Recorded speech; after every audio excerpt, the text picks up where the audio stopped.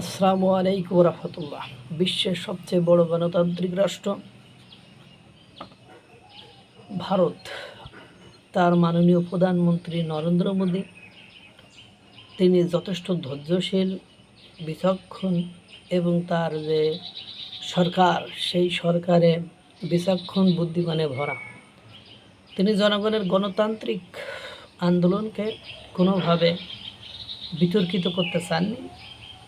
এজন্য তারা যখন দাবি জানিয়েছে যে প্রশ্ন ফাঁসের বিষয়টি, নরেন্দ্র মোদী গতকালকে মুখ খুলেছে এবং তিনি বলেছেন যে যখনই প্রশ্ন ফাঁসের বিষয়টি এসেছে, আমরা দ্রুত তদন্ত কমিটি করে 13 জনকে আটক করেছি এবং তাদের চরম শাস্তি দেওয়া হবে, যাতে ভবিষ্যতে আর কেউ এই ধরনের অপরাধ করার সাহস না পায়। এবং খুব দ্রুত সময়ের ভেতরে আবার সুন্দর পরীক্ষা নেওয়া হয়েছে। এরপরেও কেন আন্দোলন করা হচ্ছে? এখন পরবর্তীতে দেখা গেল যে আন্দোলনে মূলত তারা বলতে চাচ্ছে যে শুধু 13 জনকে গ্রেপ্তার করে তাদেরকে শাস্তি দিলে হবে না, এদের সাথে যারা জড়িত ছিল তাদের সকলকেই শাস্তির আওতায় নিয়ে আসতে হবে।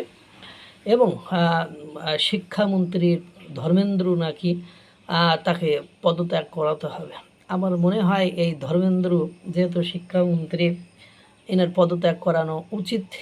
মানে ওনাকে পদত্যাগ করে এমপিত্ব থাকুক, সবসময় ঘাওরামি না করাই উচিত। যাই হোক, এখন ঘটনা হলো এটিকে ওই পর্যায়ে প্রধানমন্ত্রী নরেন্দ্র মোদী তার দিক থেকে যতটা বা সেই সরকারের দিক থেকে যতটা করার কথা করেছে।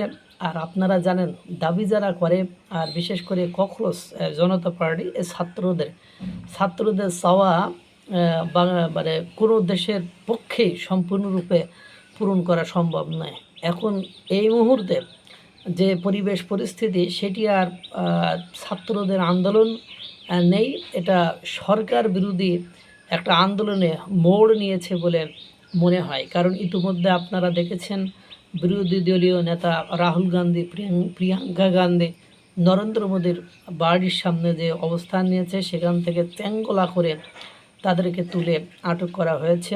একজনকে হাসপাতালে জোরপূর্বক ভর্তি করা হয়েছে, কি ওয়াংসুংকে ভর্তি করা হয়েছে। অখিলেশকে গ্রেপ্তার করা হয়েছে বা আটক করা হয়েছে। দেখেন, তারপরে কৃষক পার্টি নাকি কৃষকরা একত্রতা ঘোষণা করেছে, কিছু সাংস্কৃতিক কর্মী এই ছাত্রদের আন্দোলনে একত্রতা ঘোষণা করেছে এই মুহূর্তে। আপনারা এরপরে আমরা শুনছি পশ্চিমবঙ্গের মমতা দি, তিনি নাকি একাত্মতা ঘোষণা করবেন। তার মানে এটা বোঝা গেল যে নরেন্দ্র মোদীর এই সফলতা, নরেন্দ্র মোদীকে ফেলে দেওয়ার একটা ডিপ স্টেটের যে চক্রান্ত, সেই কোয়ালিটির কিছু একটা হয়েছে বলে এখানে মনে হচ্ছে। নইলে যে দাবি তো তারা মেনে নিয়েছে, আবার ফেয়ার পরীক্ষা নিয়েছে, আবার ফেয়ার পরীক্ষা নিয়ে রেজাল্ট দিয়েছে, তাদেরকে ভর্তি নেওয়া হয়েছে, তারপরেও এই ঘটনা কেন?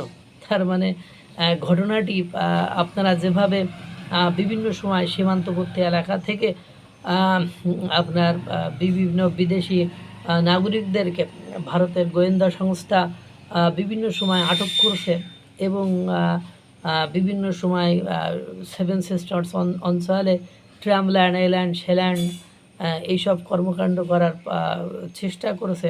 এই জন্য ভারতের নরেন্দ্র মোদী মুখ খুলেছে। ভারত বিশ্বের সবচেয়ে বড় গণতান্ত্রিক রাষ্ট্র, তারা গণতান্ত্রিক ধারায় যতক্ষণ আন্দোলন করবে ততক্ষণ সর্বোচ্চ লাঠিচার্জ, বিশৃঙ্খলা সৃষ্টি করলে লাঠিচার্জ, টিয়ার সেল মানে কাঁদুনি গ্যাস, এই পর্যন্তই বা সাউন্ড গ্রেনেড এই পর্যন্তই সীমাবদ্ধ রাখবে। কিন্তু যদি সেটা সহিংসতার দিকে নিয়ে যায়, দেখবেন ছাল চামড়া তুলে ফেলবে। আল্লাহ তাআলা সকলকে ভালো রাখুক, সুস্থ রাখুক। আসসালামু আলাইকুম ওয়া রাহমাতুল্লাহ।